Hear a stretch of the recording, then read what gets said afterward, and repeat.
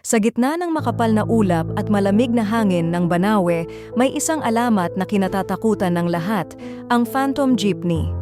Isang gabi, may 3 estudyanteng pauwi galing sa isang kasiyahan.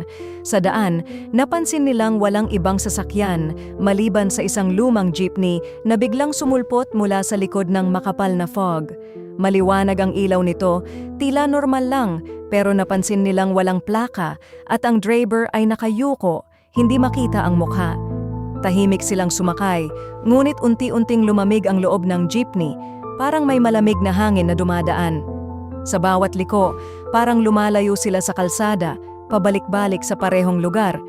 Isang abandonadong bahay sa gilid ng bangin na tila hindi nila kilala. Nang subukan nilang bumaba, napansin nilang wala na ang driver. Ang mga bintana ay nagmistulang salamin at sa refleksyon nila nakita ang mga aninong nakatingin mula sa labas, parang nagmamasid sa kanila.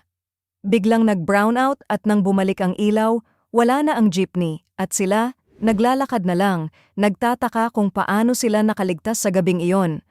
Kung ikaw ang sumakay sa Phantom Jeepney, bababa ka pa ba? O magpapasama ka na lang? Like, share at follow para sa susunod na kwento?